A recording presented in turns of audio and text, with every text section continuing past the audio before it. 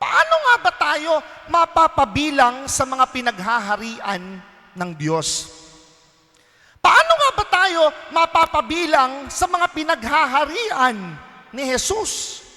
Paano ba tayo mapapabilang sa mga pinaghaharian ni Kristo?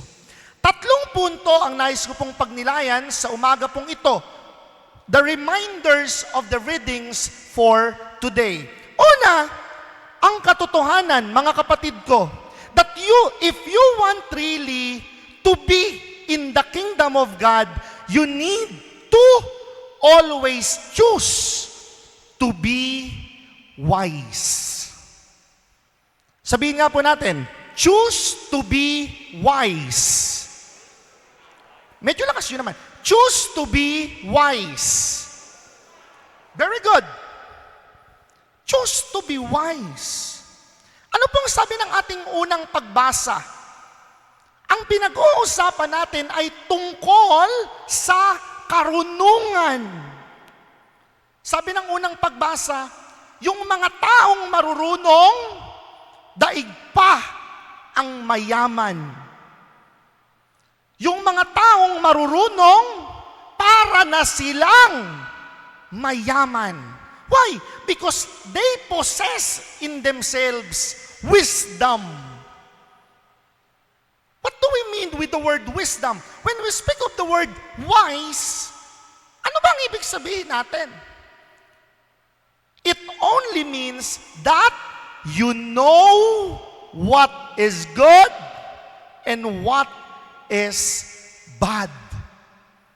Kapag ka po marunong ka, punong-puno ka ng karunungan, alam mong kilatisin, ano ba ang mabuti sa masama? Amen?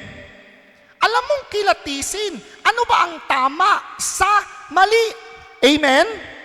To be wise is to know what is good and what is bad. But mind you, my dear friends, that is not enough. Hindi po yun sapat. Upang ikaw ay maging marunong, maging wise, you need not only to know what is good, but you need to do what is good. Tandaan niyo po yun. Hindi po sapat na alam mo lang kung ano ang tama. Dapat, ginagawa mo kung ano ang tama. Anong sabi ng ating mabuting balita? May isang mama lumapit kay Jesus. Panginoon, how will I inherit eternal life? Sabi ni Jesus, you know the commandments. Huwag kang papatay, huwag kang mangangalunya, huwag kang makikiapid, huwag kang magsisinungaling. Ibigin mo ang nanay mo, tatay mo. Anong sabi ng mayaman na mama? Panginoon, ginagawa ko na lahat ng yan. That is to be wise. To be wise is not only to know, but to do what is good. Amen? Amen? Kayo po, tatanungin ko po kayo, wais ba talaga kayo? Hindi po wais na nanlalamang sa kapwa. That's not being wise, that's being wily. Magulang ang tawag doon. Wais ba talaga kayo? Hindi po yung wais na nanloloko, nananakit ng kapwa. Mandarambong ang tawag doon. To be wise is to know what is good and to do what is good. Amen? Amen? Alam mo naman na bawal palang manloko ng kapwa. Ba't mo ginagawa?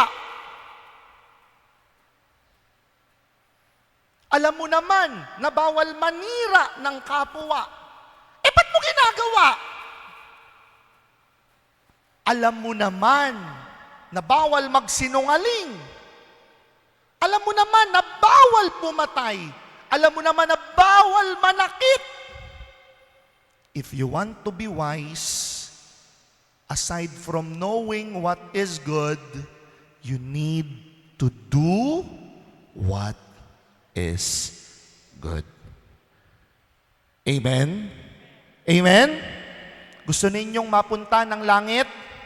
Always choose to be wise. Palakpakan natin ang ating Panginoon. Ikalawa, hindi lang po choose to be wise. The second is always check your baggage. Sabihin natin, check your baggage. Medyo lakas natin, check your baggage. Very good. Anong sabi ng ating mabuting balita? It is easier for a camel to pass through the needle's eye. Alam po ninyo, very tricky ito pong gospel pericope na ito. Siguro ang naiisip ninyo, ano yung naiisip mo na sinabi ng Panginoon, needle's eye? Anong palagay mo? Anong ibig sabihin nun? Na ano po, Father? Di ba, sabi ng gospel natin, mas madali pa sa kamelyo ang makapasok sa butas ng karayom. Yung butas ng karayom, ano yun? Palagay mo? Yung karayom, yun ba yun? Piligin? Hindi po. Kumuha ko ng picture. Iyan po yung needle's gate. Needle's eye gate. Sa Israel po yan. Sa Israel. Kasi baka ang iniisip natin, uy, paghahati-hatiin pa yata yung camel. Amen? Amen? Very tricky very tricky. Ito po yung needle's gate, needle's eye gate. Ang camel, sabi ni Jesus, mas madali pa sa camel ang makapasok dyan. Ano ba yung camel?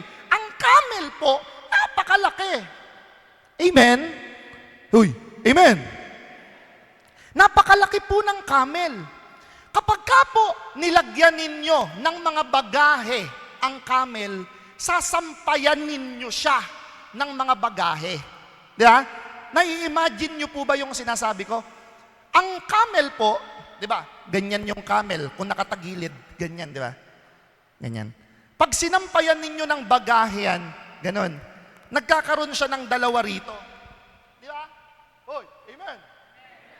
Parang hindi nyo nag-gets. Di ba? Nagkakaroon siya ng bagahe rito. Mahirap siyang makapasok dito. Mahirap siyang makapasok dito. Bakit? Puno siya ng bagahe Kaya nga nung sabi ng Panginoon, it is easier for a camel to pass through the needle's eye. The needle's eye gate. Bakit? Kasi kayang-kaya ng camel na ibaba ang kanyang mga bagahe. Pag binaba ng camel ang kanyang mga bagahe, mawawalan siya ng bagahe. Pwede na siyang makapasok sa needle's eye gate. Amen? Ganun din po tayo. The second point is, always check your baggages. Baka po sandamakmak na yung mga dala-dala ninyo.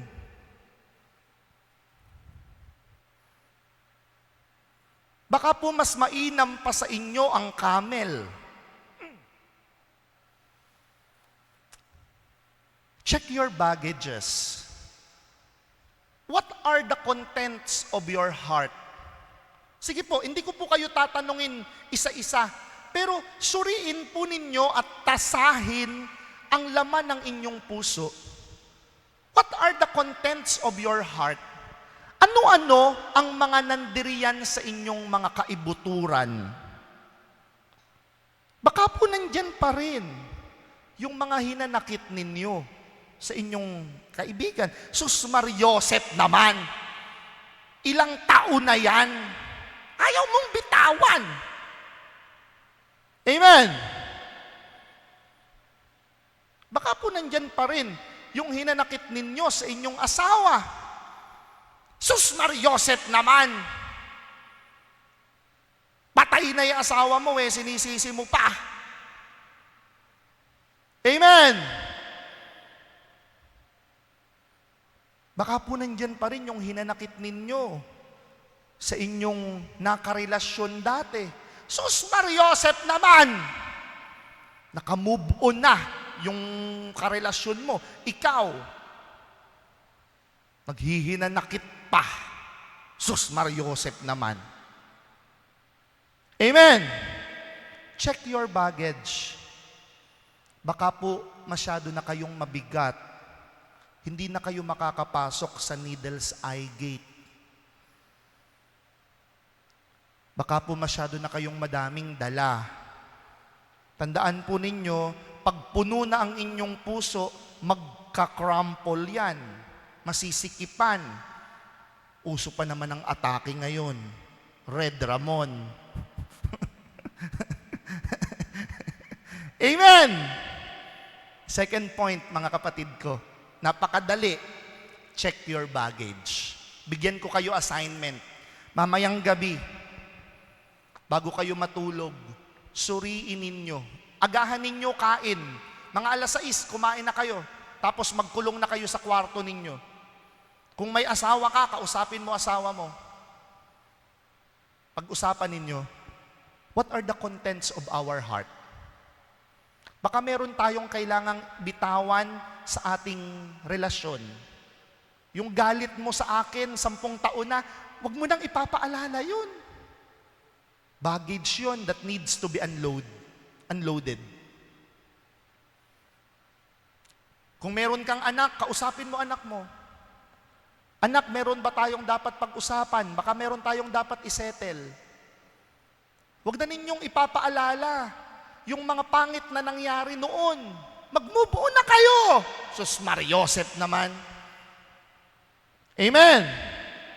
Tandaan ninyo, 2 punto, always check your baggage. Amen? Palakpakan natin ang ating Panginoon. 3, hindi lang po, ano po ulit yung una? Always choose to be wise. Very good. 2, always check your baggage. At 3, always depend on God. Sabihin natin, always depend on God. Medyo lakas natin, always depend on God.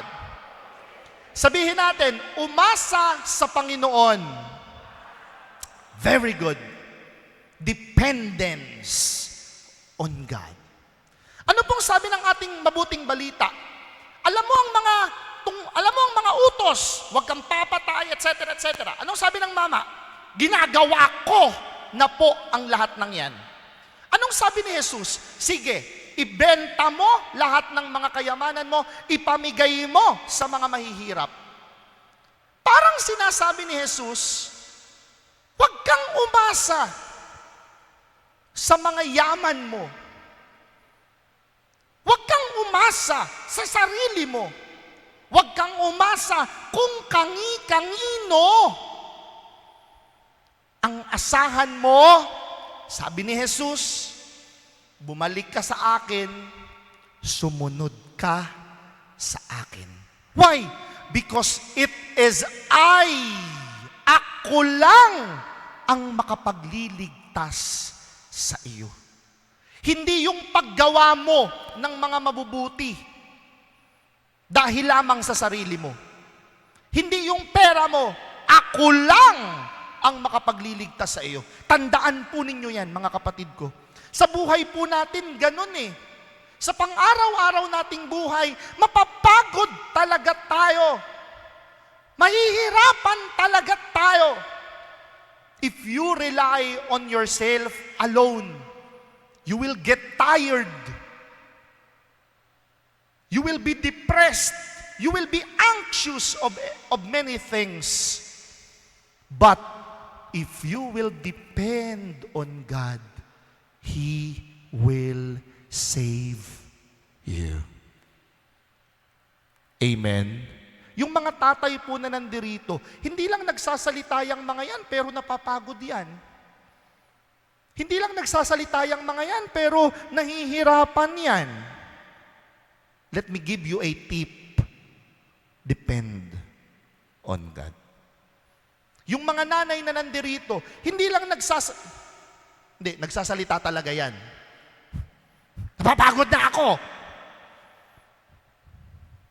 Yung mga nanay na nandirito, napapagod talaga yan. Nahihirapan talaga yan. Let me give you a tip. Depend on God.